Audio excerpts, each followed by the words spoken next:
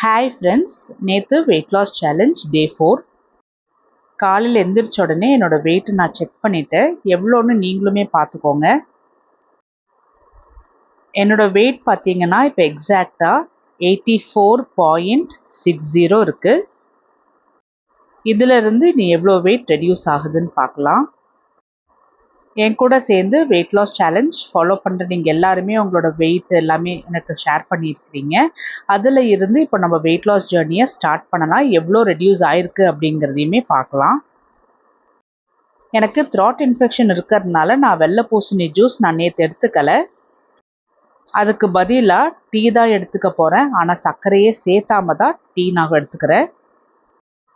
முடிஞ்ச அளவுக்கு சுகரை அவாய்ட் பண்ணலாம். உங்களுக்கு ஸ்நாக்ஸ் சாப்பிடணுன்னு ஆசையாக இருக்குது, இல்லை ஸ்வீட்டாக ஏதாவது சாப்பிடணுன்னு ஆசையாக இருக்குது அப்படின்னா எள்ளுருண்டை, எள்ளு பருப்பி, கடலை பருப்பி, பொரி உருண்டை இது போல் சாப்பிடுங்க. 1 இல்லை 2 சாப்பிடுங்க. ஸ்வீட் கிரேவிங்ஸ் கண்டிப்பாக போயிடும்.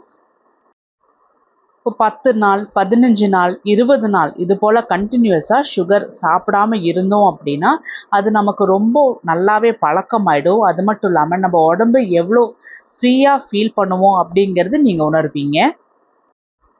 பாடியே ரொம்ப லைட் ஆன மாதிரி இருக்கும். நம்மளோட வெயிட்டே வந்துட்டு நம்மளுக்கு ரொம்ப சுமக்கிற மாதிரி இப்போ இருக்கிற ஃபீலிங் இருந்தாலுமே அது ஒரு 20 நாள் சுகரே சுத்தமாக சேர்த்திக்காம என் கூட சேர்ந்து கார்போஹைட்ரேட்ஸ், அதாவது ரைஸ் சார்ந்த வகை உணவுகள், அதாவது ரைஸில் செய்யக்கூடிய உணவு, இடியாப்பம், ஆப்பம், இட்லி, தோசை, அதே மாதிரி ரைஸில் செய்கிற சாதம், இது எதுவுமே.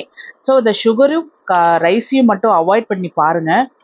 ஒரு 21 டேஸ் இல்லை 30 டேஸுக்கு அப்புறம் உங்கள் உடம்போட ஃபீலை வந்துட்டு உங்களால் உணர முடியும். எந்த அளவுக்கு நீங்கள் லைட்டாக இருக்கிறீங்க, நல்லா ஜம்ப் பண்ணுறீங்க அப்படின்னா நல்லா ஃப்ளெக்சிபிளாக ஈஸியாக ஜம்ப் பண்ண முடியும். இது போல் நல்ல ஒரு ஃபீலிங் வந்து நம்மளால் உணர முடியும். அது போல் ஃபீல் நான் உணர்றதுனால தான் எனக்கு டீயோ காஃபிலேயோ சர்க்கரை சேர்த்திக்கணும் அப்படின்னு எனக்கு தோணலை. இன்னொன்று, எப்படி நம்ம சுகர் சேர்த்து டீ காஃபி குடிச்சு பழகிருக்கோமோ அதே மாதிரி சுகர் சேர்த்தாமல் டீ காஃபி குடிச்சு பழகிட்டோம் அப்படின்னா சுகர் சேர்த்து சாப்பிட்றது நமக்கு என்னவோ வித்தியாசமாக இருக்கிற மாதிரி இருக்கும். ஏன்னா நம்ம சுகர் சேர்த்தாம குடிச்சு தான் பழகியிருக்கிறோம். என்னை பொறுத்த வரைக்கும் எல்லாமே வந்து பழக்கம்தான். அது மட்டும் இல்லாமல் நம்மளோட மனசு, நான் வந்து டயட்டில் இருக்கேன், ஸோ டயட்டில் இருக்கும்போது இதெல்லாம் நான் சாப்பிட்லாம், இதெல்லாம் நான் சாப்பிடக்கூடாது அப்படிங்கிற ஒரு மைண்ட் கண்ட்ரோலும் ரொம்ப முக்கியம். ஆரம்பத்தில் இந்த மைண்ட் கண்ட்ரோல் வந்து ரொம்ப கஷ்டமாக இருக்கும். அதுக்கப்புறம் தன்னாலவே நம்ம மைண்ட் நம்மளோட கண்ட்ரோல்குள்ளே வந்துடும். பிரியாணியோ இல்லை வேறு எந்த ஸ்வீட் பார்த்தாலுமே கிரேவிங்ஸ் போல ஒரு உணர்வு வராது. நமக்குள்ள உள்ள செல்ஃப் கண்ட்ரோல் வந்து டெவலப் ஆயிருக்கும். ஸ்வீட்டே சாப்பிட்றதுனாலும் 1 இல்லாட்டினா 2, அதுக்கு மேலே நமக்கு சாப்பிடவும் தோணாது. ஏன்னா நம்ம மனசு சொல்லும் நமக்கு தேவையானதை நம்ம சாப்பிட்டுட்டோம் அப்படின்னு. எதுவுமே ஆரம்பத்தில் தான் ரொம்ப கஷ்டமாக இருக்கும். அதுக்கப்புறம் போக போக பழக பழக அதுவே நம்மளுக்கு பழக்கமாயிடும். நேற்று டயட்டுக்கு ஏற்ற மாதிரி ராகி இட்லிக்கு தான் நான் ஊற வச்சுருந்தேன். இதுக்கு 1 டம்ளர் அளவுக்கு ராகி எடுத்து, 1/4 டம்ளர் அளவுக்கு தினை அரிசி எடுத்து, 1/2 டம்ளர் அளவுக்கு வெள்ளை உளுந்து, இது 3த்தையுமே நல்லா 4லிருந்து 5 முறை நல்லா கழுவி எடுத்துக்கணும். அப்போ தான் ராகியில் இருக்கிற டஸ்ட் எல்லாமே நல்லா போகும். இது போல் நல்லா கழுவி எடுத்துட்டு நல்லா முங்குற அளவுக்கு தண்ணி ஊற்றி ஒரு 1/4 டீஸ்பூன் அளவுக்கு வெந்தயமும் போட்டு ஊற வைக்கணும். 4லிருந்து 5 மணி நேரம் இந்த ராகியை நல்லா ஊற வச்சுட்டு, குவான்டிட்டி நம்ம கம்மியாக தான் போட்டிருக்கோம், அதனால நான் மிக்ஸி ஜார்லேயே தான் அரைச்சி எடுக்க போகிறேன்.